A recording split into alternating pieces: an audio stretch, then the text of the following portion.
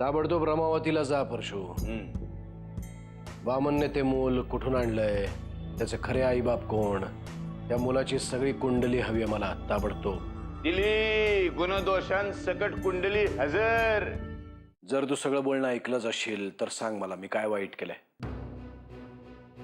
त्या मुलाला त्याच्या आईपर्यंत पोहोचवण्याचा प्रयत्न करतोय मी. ज्या बाईकडून वामनने पैसे देऊन ते मूल आणलं असेल त्या बाईला काय वाटलं असेल. हे जे सगळं तुम्ही आत्ता बोलताय ना ते खूप कौतुकास्पद आहे, पण मनात तुमचा जो हेतू आहे ना तो वाईट आहे. हे सगळं तुम्ही त्या मुलाला आई मिळवून देण्यासाठी नाही, तर ते मूल या घरातून बाहेर जावं यासाठी करताय. कारण काही असो, पण कोणाचा तरी यातून फायदाच होईल. जर त्या मुलाचे आई बाबा भिकारी असतील तर ते त्यांचं मूल कसं सांभाळतील. त्या मुलाचं ओझच नाही का होणार त्यांना. हे तू बोलतेस जानकी. कुठल्याही आईला आपल्या मुलाचं ओझं होईल. आणि मग पुढे वामन दादांचं काय. त्यांनी पुन्हा मूल दत्तक घेतलं तर. शहाणा असेल तर पुन्हा या दत्तक घेण्याच्या फंदात नाही पडणार तो. पण समजा त्यांनी पुन्हा मूल दत्तक घेतलं तर पुन्हा तुम्ही परशुदादांच्या मदतीने त्यांचे आई बाबा शोधून काढणार आणि हे सगळं असंच चालू राहणार.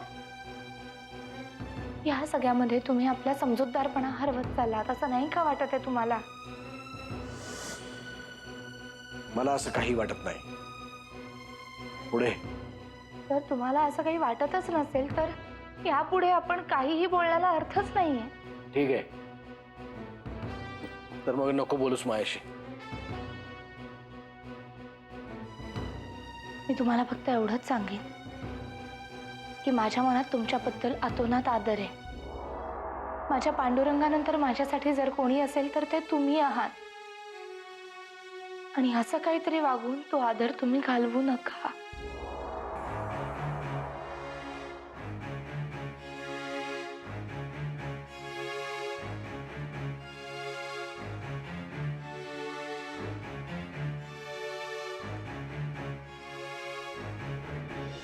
हो नाही तुमचं बरोबर आहे, पण मला 24 तास काम करणारी बाई. युवराज बघा तुमच्यासाठी काय काय काय ग, चांगला जागा आहे की. हे बघ बाळा तुझ्यासाठी काय काय आणलं आहे. नवीन नवीन खेळणी. हे बघ घ्या. हे घ्यायचं. हा बा हे बा घ्या. क्या बात आहे. ह्याच्याकडे बघितलं ना तरी सगळा थकवा जातो बघ. कोण म्हणतं आपलं मूल असेल तरच आपण फक्त सुखी असतो वगैरे काही नाही. आपण जरा उशीरच केला ना अहिल्या. या आधीच आपण दत्तक घ्यायला हवं होतं कोणाला तरी. हो की नाही. हे अहिल्या मी काम. हे अहिल्या आपल्या बाळाविषयी मी काहीतरी बोलतोय तुझ्याशी, लक्षच नाहीये तुझं. मग माझं लक्ष आहे ना, आणि मीही बाळाच्या फायद्याचाच विचार करते. 24 तास बाळाला सांभाळणारी एक बाई शोधते. काय बाळासाठी 24 तास काम करणारी बाई. का अहिल्या आपण आहोत ना. हे असं बाई वगैरे ठेवली तर आपलं प्रेम त्याला कसं मिळणार. बाळावर प्रेम करण्याचा आणि त्याला सांभाळण्याचा काहीही संबंध नसतो. आत्याबाई तुमच्याबरोबर 24 तास असायच्या ना लहानपणी. काय झालं, त्यांचं तुमच्यावर प्रेम बसलं का. हे बघ तू काय बोलतेस ते मला खरंच कळत नाहीये. मग तुमच्या लाडक्या बहिणीलाच जाऊन विचारा. मी इकडे आणखीन टोमणे सहन करत नाही जाऊ शकत. म्हणजे जानकी आली होती, खूप सल्ले देऊन गेली. मला माहितीये मी पहिल्यांदाच मूल सांभाळते, पण म्हणून कोणी मला असं म्हणायची गरज नाही. झेपत नाही तर मूल कशी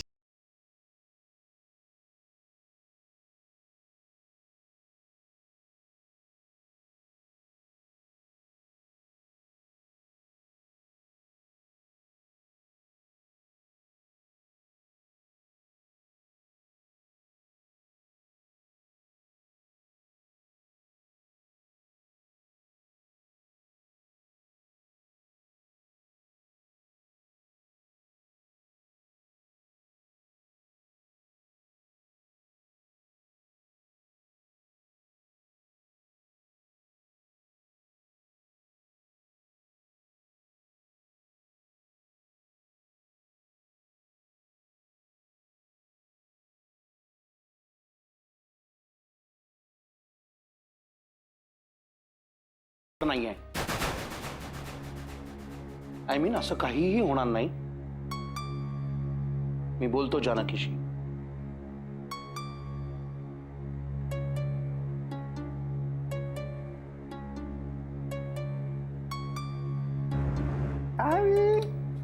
हे बघ, अजून बघ काय आणलंय बघ.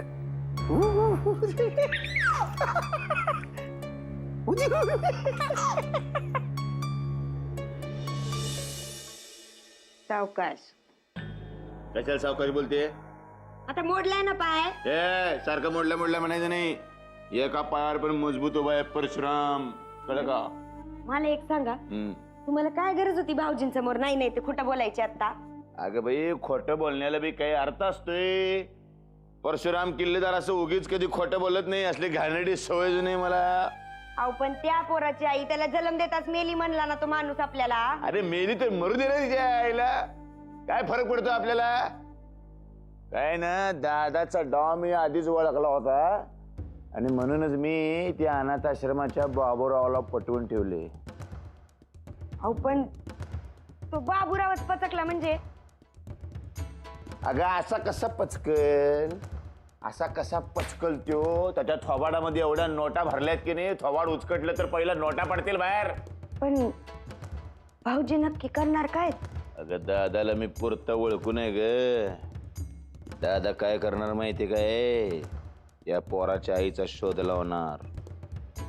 तिच्या 7 पिढ्या बसून खातील एवढा पैका त्या बाईला देणार आणि तिला सांगणार पोराला परत घेऊन जा म्हणून. अहो पण अशी कुणी बाई जिवंतच नाहीये ना, मग काय करणार? अगं बाई, मी त्याची फुल खात्री करून घेतलीये. वामण्याला त्या पोराच्या आई वडिलांबद्दल काय बी माहित नाही, कळग नाही. तर मी म्हणणार तेच त्या पोराचे आई वडील, त्यांनाच मी यांच्या समोर आणून उभं करणार. पण सगळं जरा जपून करा. उगाच उगाच परत काय अडचण नको यायला. मी आजपर्यंत जे काही केलंय की नाही ते कोणालाच माहित नाहीये. परशु माग पुरावा कधी सोडतच नाही, कळलं की नाही? मला एक सांगा, काय? असं काय काय केलंय हो घरात तुम्ही?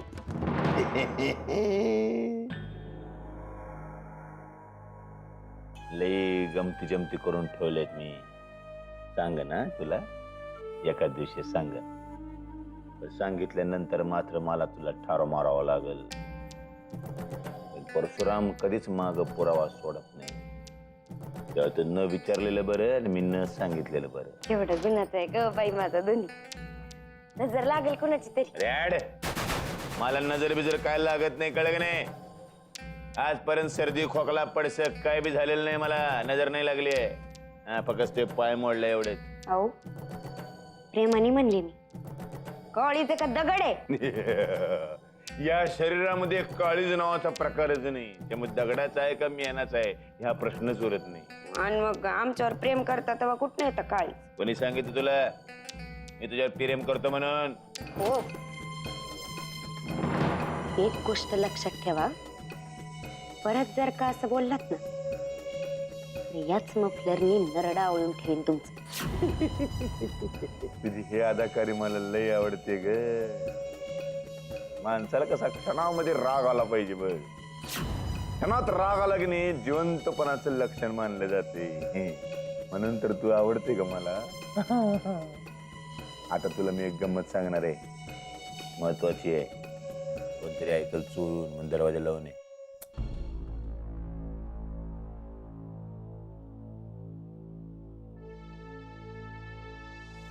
नाही काय हो?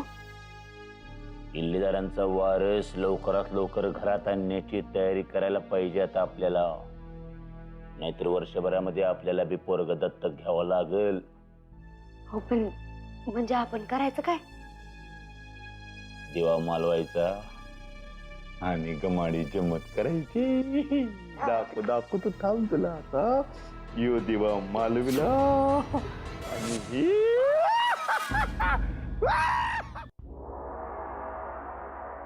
हो, मी फोन ठेवला की लगेच तुम्हाला मेसेज करतो त्याचा नंबर. हो, अगदी लगेच. Okay, bye. बरं झालं तुम्ही भेटलात. मला तुम्हाला सांगायचंच होतं, मी युवराजला भेटले एकदम तुमच्यासारखा आहे, बिंदास, लय भारी आहे. माझं कौतुक करतेस का माझी टिंगल करतेस? म्हणजे म्हणजे काय ते तू तुझ्या मनाला विचार जानकी. नाही, मला कळत नाहीये तुम्ही काय बोलताय ते. सांगतो ना जानकी, मला मान्य आहे की तू तू 2-2 मुलं सांभाळतेस, तुला मुलं सांभाळण्याचा अनुभव आहे. हेही तितकंच खरं आहे की मुलं तुझ्याकडे आली की शांत होतात. मुलंच कशाला, मोठी माणसं सुद्धा तुझ्या बोलण्यापुढे गप्पच बसतात. पण याचा अर्थ असा नाही जानकी की बाकी सगळेजण मूर्ख आहेत. तुम्हाला माझ्याबद्दल कोणी काही बोललंय का? बोलणारच ना, कारण तू ज्याला त्याला ज्ञान शिकवत राहणार दरवेळी प्रत्येक जण ते ऐकून घेईल असं नाहीये जानकी. मी तुला मगाशी म्हणलं, मला मान्य आहे तुला मुलं सांभाळण्याचा अनुभव जास्त आहे. अहिल्याला तर शून्यच आहे. पण म्हणून तू एकदम तिच्या आईपणावरच शंका घेऊन मोकळी झालीस? नाही वामन दादा, तुमचा काहीतरी गैरसमज होतोय. मला आता असं वाटायला लागलं ना की इतके दिवस तुझ्याबद्दल माझा गैरसमज होता की काय. इतके दिवस मी तुला नाती जपणारी, त्यांना सांभाळून घेणारी अशी समजायचो. पण आता तू ही जी काही आईपणाची स्पर्धा लावली आहेस ना जानकी, प्लीज थांबव. तुमच्या बाळाला कसं सांभाळायचं हे अहिल्याला चांगलंच माहिती आहे. तुम्हाला अहिल्याताई काही म्हणाल्या का? मग तुला काय वाटतंय, बाळाने येऊन तक्रार केली का माझ्याकडे? वामन दादा, एखादा शब्द इकडचा तिकडे झाला असेल तर हवं तर मी तुमची माफी मागते. माझी माफी मागण्यापेक्षा जरा अहिल्याशी बरं वाग ना. खरं तर ह्यापुढे तुम्ही दोघींनी एकमेकांना समजून घेऊन तसं वागलं पाहिजे. इतके दिवस तुम्हाला अहिल्याला टोमणे मारण्याचं कारण तरी होतं, ती आई नाही आहे. पण आता तर तसं काही नाहीये ना. ठीक आहे, मी असं समजते की माझ्याकडून काहीतरी चूक झाली आणि जाऊन त्यांची माफी मागते. समजते? अच्छा, तर तुला अजूनही स्वतः वाटतच नाहीये की आपलं काहीतरी चुकलंय. नवरा राजकारणी आहे म्हणजे आपणही दरवेळेला तसंच वागलं पाहिजे असं नाही आहे जानकी. वामन दादा, मी का कुणाला काही बोलेन?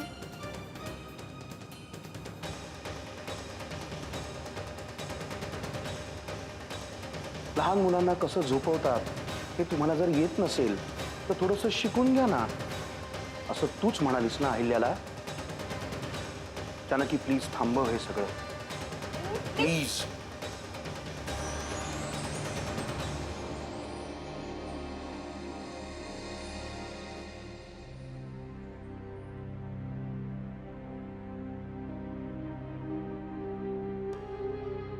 अरे वा वा वा, झाली का अंघोळ? अरे असं डोळे वटारून नाही काय बघायचं माझ्याकडे. तुझ्या बापाची पण हिंमत नाही झाली कधी, माहितीये का? आत्याजी आहे की नेहमी तुझी आत्याजी. मग अहो, तुमच्या ताईने नाव ठेवलंय आत्याजी. आत्याजी म्हणे, आत्याजी. अहिल्या, बाळाला दूध का पाजतेस? गरम केलंयस ना? आत्याबाई, आता गरम का गार यातला फरकही मला कळत नाही का? अहिल्या, बाळासाठी सगळ्या गोष्टी जरी माहिती असल्या ना तरी त्या 4-4 वेळा तपासून पाहाव्या लागतात. घरात प्रत्येक जण मला काहीच माहित नाहीये या आविर्भावात मला का सांगतोय? का खरंच तुला काही माहिती नाहीये? आतापर्यंत तू एका तरी बाळाला कडेवर घेतलायस का? माझा पाण उतारा ऐकण्यात मला काडीचाही रस नाहीये.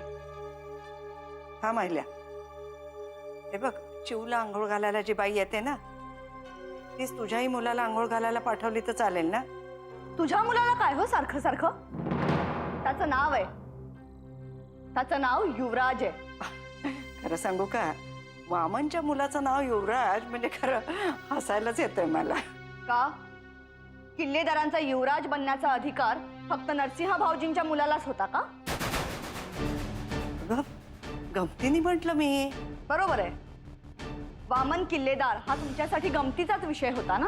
अगं, कुठून कुठे चालली आहेस तू अहिल्या? आता एका बाळाची आई आहेस तू, आता तरी जरा हे वागणं थांबव. आणि किती दिवस लांब ठेवणार आहेस ग सगळ्यांपासून बाळाला?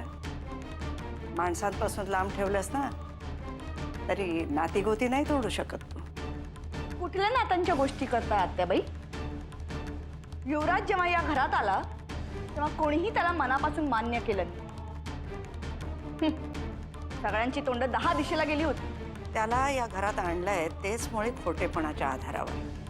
त्याच्यामुळे तुमच्या युवराजांचं स्वागत कसं करायचं तेच कोणाला कळेना. काय हो सारखं सारखं तुमचा युवराज, तुमचा युवराज?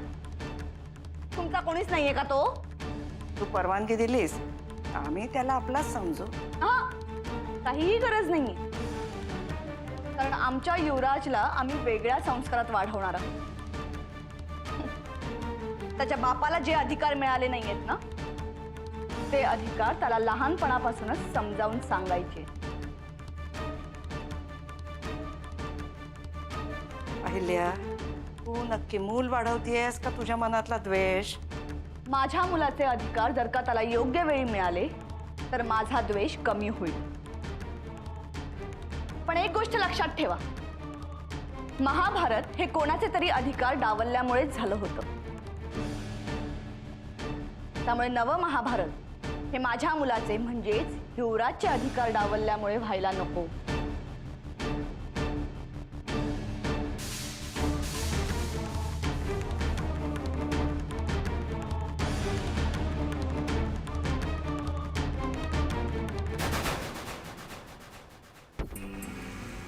महाभारत कुणामुळे झालं त्याच्यापेक्षा नंतर काय झालं हे लक्षात घेतलं पाहिजे. सगळी नाती बेचिराग झाली होती. आणि त्यावेळेला सुद्धा एका बाईच्या अहंकारामुळेच हे सगळं घडलं.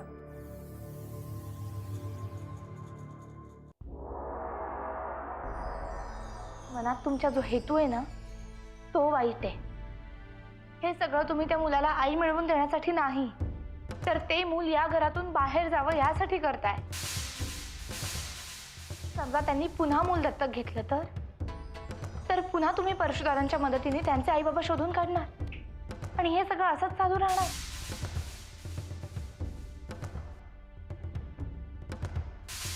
माझ्या मनात तुमच्याबद्दल खूप आदर आहे. माझ्या पांडुरंगानंतर माझ्यासाठी जर कोणी असेल तर ते तुम्ही आहात. आणि असं काहीतरी वागून तो आदर तुम्ही घालवू नका. अरे दादा,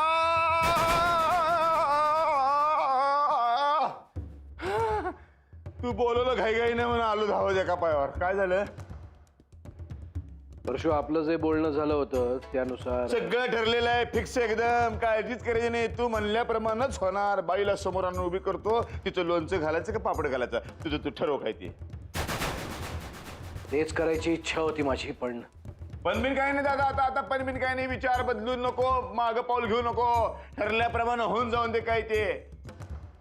परशु, मी काय सांगतोय ते नीट ऐक. त्या बाईचा शोध घेण्याची गरज नाही. अरे शोध घेऊन झालेला आहे. आता फक्त तुझ्यासमोर आणून उभी करायची तेवढं बाकी आहे.